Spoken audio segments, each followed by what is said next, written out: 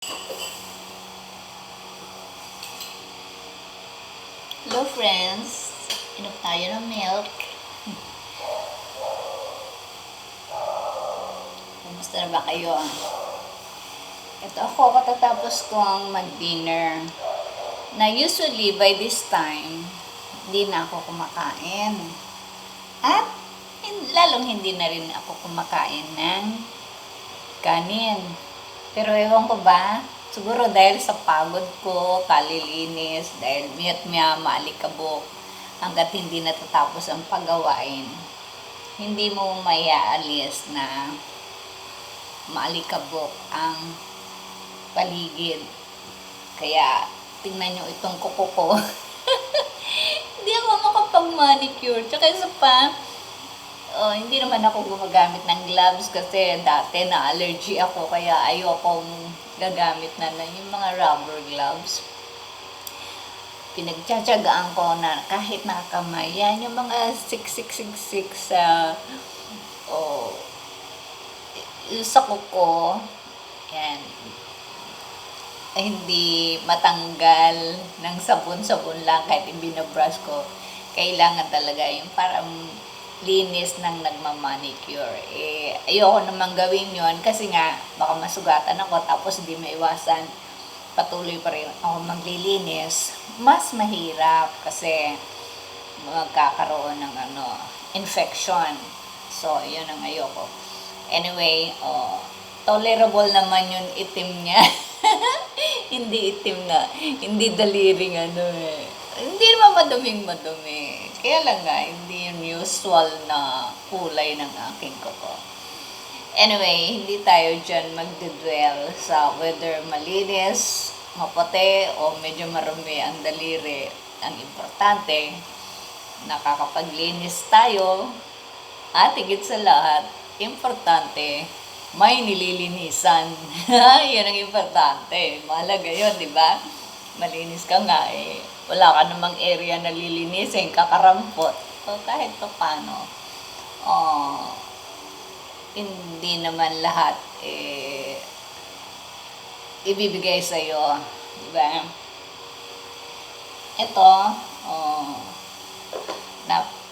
busog ako kasi kaninang tanghali talagang ang dami ko rin kinain na kanin. Although, ang ulam ko lang yung galing sa freezer, iniinit ko. Lalo na pag ganyang Sunday, tanghali na ako nakakauwi. Minsan, kakain sa labas, pero dahil sa mahal ng pamasahe ng tricycle ngayon, nagtitipid. Yung sasakyan ko, pinagawa ko, although maandar na, hindi nakuha yung talagang sakit.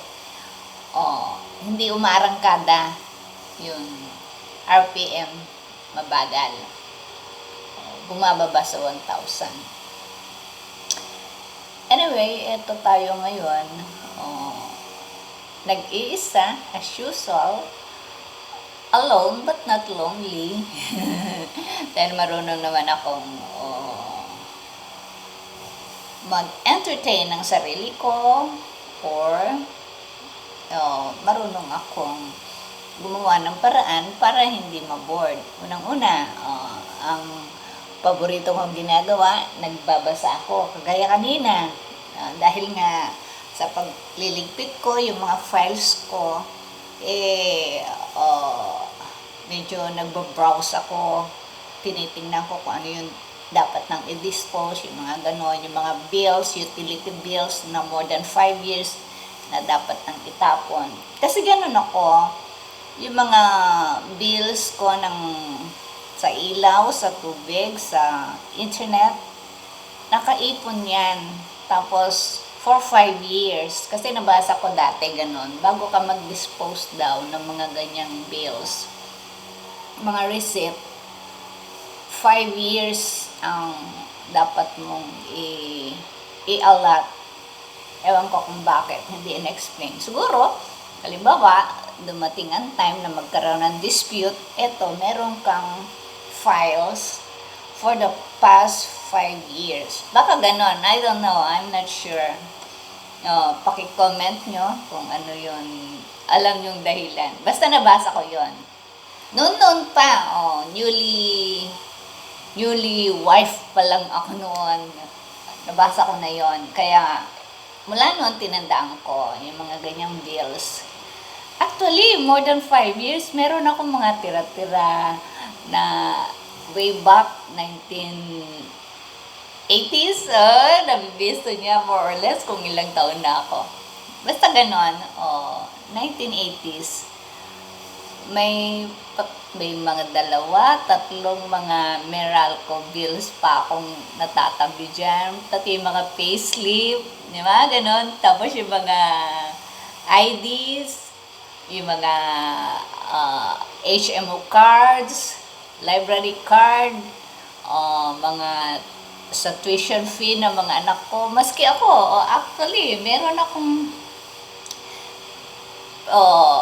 yung library card ko noon sa high school ako. May nakita ako dyan eh. Basta lately, ito na yung nag-ano ako. Kasi, binabrowse ko talaga. Iniisa-isa ko. Okay, doble yan face mask ko nung habang tinitingnan ko. Kasi syempre, tingnan ko kung ano yung disposable na pwede nang i-dispose or retain, throw, yan yung mga ganon. Ganon ako eh. Tingnan ba, papakita ko sa inyo yun yung klase ng mga lalagyan ko. Tingnan nyo, laki-laki na nakikita nyo yung container na yon. Marami akong ganyan. Yes, di kayo maniwala. Ang dami. More than 10 ang ganyan ko. Dito lang sa labas, ilan yun, nasa semi-bodega ko sa ilalim ng hagdan. Ilan yun? 1, 2, 3, 4, 5, 6. Kumbaga, instant na maging clutter, nandyan, nasa mga plastic container. Clutter pa rin. Kasi mga basura yun na hindi pa tinatapon. Kasi yun parang pinaka-therapy ko na rin na kahit nag-iisa ka, marami kang pwedeng gawin. Kahit di ka na nag-work, work na rin ito pag nasa bahay ka. I don't agree yung mga ibang housewife sasabihin. Anong trabaho mo? Housewife lang po ako. Well, wag mong nilalang ang pagiging housewife. Kasi, ang housewife, all around yan. On call palagi yan, 24/7. Hindi kagaya ng mga husband, may oras lang ang pasok nila sa trabaho. Pagdating sa bahay, sitting pretty na, nakahiga-higa na dyan sa sofa, nasa harap na ng television. After that, kakain na. Pagkakain, TV uli. Manonood ng basketball. After that, punta na sa kwarto, higa na, matutulog na. Kinabukasan, gigising maaga, shower, kakain. Then, aalis na. Routine na routine. Kumbaga, kinukwento ko ba yun asawa ko? Siyempre, alam nga naman ibang tao pa yung maging resource ko ng aking mga sinasabi. Kumbaga, nakita ko yun. Hindi kagaya ng babae, kahit nag-work ako noon, pagdating ko sa bahay, ako pa rin. Wala kasi akong katulong. Noon, medyo nung maliliit pa yung mga anak ko, nagkaroon ako sandali ng kasambahay. Pero, later on, ako na lang. Kasi mga anak ko, tinuruan ko na. Marunong na silang maglagay ng damit sa washing machine. Marunong na silang magluto sa rice cooker. Simpleng ulam, sinigang, yan ang paborito nilang iluto. Pag wala pa kami, pag nasa kapilya pa kami mag-asawa, hindi magugutom mga anak ko. Kasi, na-trained na sila. Eto, lutuin nyo na. Baba na yun, nakaprepare na yun sa ref kung ano yung mga ihahalo. Halimbawa, sinigang na spare ribs. Ando doon na, nakahiwa na yung gulay, yung kamatis, yung pangpaasim. alam na pati kung gaano kadaming patis. Yung lasa, alam na rin nila kung paano titimplahan.